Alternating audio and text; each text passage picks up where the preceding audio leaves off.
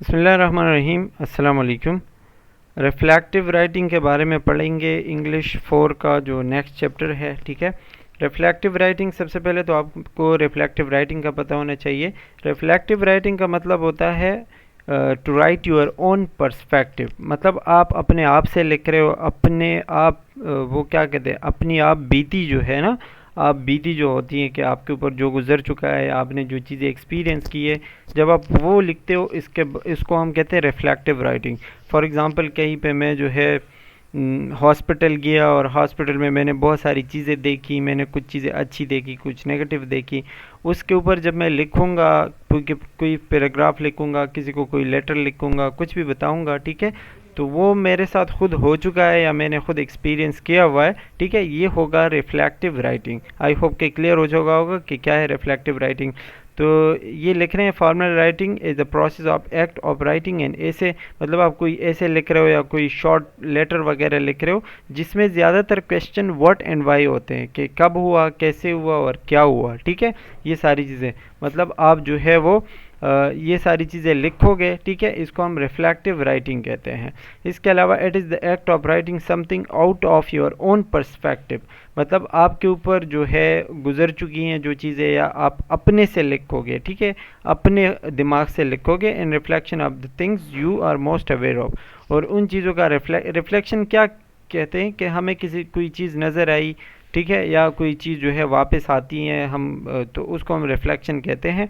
ठीक है, तो आप अपने आप के ऊपर जो चीज़ें वो हो चुकी है तो वो आपने नोट कर देनी है या उसमें लिखनी है।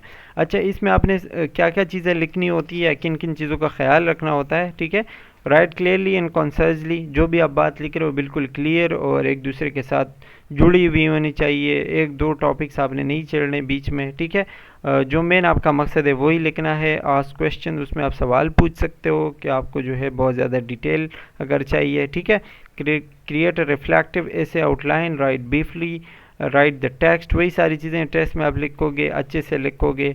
और academic tone and proper sharing of the information, कि आपने एक ऐसे टोन में लिखना है या एकेडमिक टोन में, मतलब जिसमें आपके अल्फाज सही हो, आपको ऐसा लगे, सामने पढ़ने वाले को ऐसा लगे कि ये एक स्टूडेंट है या एक प्रोफेशनल बंदे ने लिखा हुआ है। ठीक है, इसके अलावा ये जो है use first person to express your ideas, क्योंकि आप अपने बारे में लिख रहे हो, अपना रिफ्लेक्टिव राइटिंग कर रहे हो, तो हम ज़्यादातर फर्स्ट पर्सन यूज़ करेंगे। इंग्लिश ग्रामर में आपने पढ़ा होगा आई, वी, माई, ये सारी चीज़ें जो होती हैं, मतलब जब आप अपने बारे में बोलते हो वो फर्स्ट पर्सन कहलाता है। ठीक है, explain your topic into a 5 और 10 इंट्रोडक्शन पैराग्राफ, मतलब जब पैराग्राफ स्टार्ट करने जा रहे हो, ठीक है, उसमें आपका जो इंट्रोडक्शन होगा वो तकरीबन 5 से 10 सेंटेंसेस का होना चाहिए। इसके अलावा आपके पैराग्राफ की जो बॉडी है वो तकरीबन 3 पैराग्राफ की होनी चाहिए। और उसके बाद आपका रीकैप होगा। रीकैप मतलब आपका कंक्लूजन होगा, पैराग्राफ का जो ख़ात्मा होता है, ठीक है, वो होगा।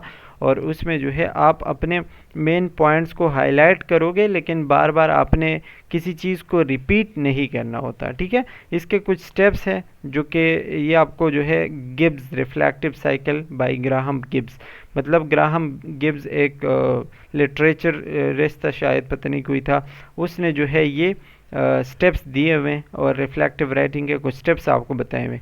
इसमें फर्स्ट स्टेप है डिस्क्रिप्शन, सेकंड है फीलिंग्स, थर्ड है एवोल्वेशन, नंबर 4 है एनालिसिस, नंबर 5 है कंक्लूजन और नंबर 6 है एक्शन प्लान। ठीक है, तो इन 6 स्टेप को आपने दिमाग में रख के जो है एक रिफ्लेक्टिव राइटिंग करनी है। आप ऐसे समझ ले, फॉर एग्जांपल कोई वाक़या हुआ है और आप उसके बारे में रिफ्लेक्टिव राइटिंग लिख रहे हो। ठीक है, तो किस तरीके से क्या क्या आप लिखोगे। सबसे पहला जो है वो डिस्क्रिप्शन है। तो डिस्क्रिप्शन में आपने क्या लिखना है कि व्हाट हैपेंड, मतलब जो आप लिख रहे हो तो वाक़या क्या है, when did it happen, where did it happen, who were involve, कि इसमें कौन कौन थे। ठीक है, और what did you do yourself, आपने उसमें क्या किया, या जो है और लोगों ने क्या किया, या उसके जो सब मिलके जो हुआ, ठीक है, उसका नतीजा क्या आया। ये आपके डिस्क्रिप्शन में, मतलब आप उस वाक़ये के बारे में बस एक इंट्रोडक्शन करा रहे हो। ठीक है, कि क्या हुआ, कब हुआ, कैसे हुआ, ये सारी चीज़ें डिस्क्रिप्शन में आएंगी। दूसरा जो स्टेप आपका होगा दैट इज़ फीलिंग्स। फीलिंग मतलब ये कि ये जो वाक़या आपने देखा, ठीक है, तो आपको कैसा फील हुआ, या जो है where did you feel during the event, what did you feel during the event, आपको क्या फील हुआ, ठीक है। What did you feel after the event, जो वाक़या हुआ उसके बाद आपको क्या फ़ील हुआ, ठीक है। ये आपके जो फीलिंग्स है, मतलब आपके ऊपर जो चीज़ें गुजरी हैं, आपने जिस तरीके से फ़ील किया, ठीक है, वो सारी चीज़ें आप इसमें लिखोगे, ये आपको बताए गए हैं, आप पढ़ सकते हैं। इसके अलावा एवोल्वेशन है। एवोल्वेशन मतलब ये कि what went well during the event. Evolution मतलब ये कि जो वाक़या हुआ और फीलिंग्स के बाद आपने उसका क्या नतीजा निकाला या किस तरीके से जो है आपको कैसे महसूस हुआ। तो ये कह रहे हैं कि व्हाट वेंट वेल, कि उसमें अच्छी बात क्या हुई, ठीक है, या जो अच्छी बात हुई तो वो क्यों हुई, उसके पीछे वजह क्या थी। या इसके अलावा व्हाट डेंट को सो वेल, या उसमें जो है कोई अच्छा काम ना हुआ हो, कोई बुरी बात हुई हो, उसके पीछे वजह क्या थी, ठीक है, और आपने उसमें कितना कंट्रीब्यूट किया, मतलब आपने अपना कितना रोल अदा किया उसमें। और what contribution did other people make, और दूसरे लोगों ने कितना जो है उसमें मदद किया या कंट्रीब्यूशन किया। ये सारी चीज़ें आपने इवॉल्वेशन में लिखनी है। इसके अलावा है एनालिसिस। एनालिसिस मतलब ये कि अब आप उसका एक नतीजा निकाल रहे हो या फिर एक एनालाइज कर रहे हो, अपने दिमाग में उस चीज़ के ऊपर सोच रहे हो, ठीक है।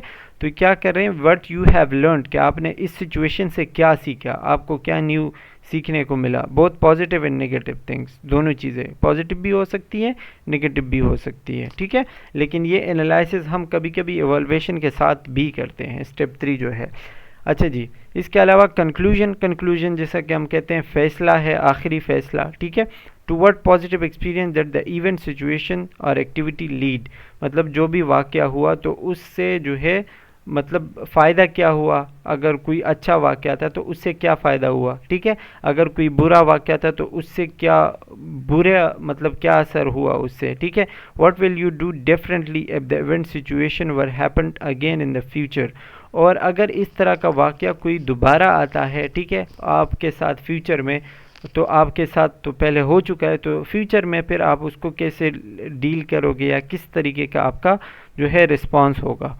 विच skill do you need to develop your self and similar event, और आपको पता चल गया होगा कि ये जो वाक़या हुआ तो अभी मुझे इसमें अपने आप के अंदर क्या स्किल डेवलप करनी है, ठीक है, वो ये भी आपको पता चल गया होगा। तो कंक्लूजन में आपने ये सारी चीज़ें लिखनी होंगी। इसके अलावा आते हैं एक्शन प्लान पे। एक्शन प्लान जो है वो आगे आप क्या करोगे, मतलब किस तरीके का अमल करोगे, या जो हुआ है, ठीक है, उसके साथ एक्शन क्या लोगे।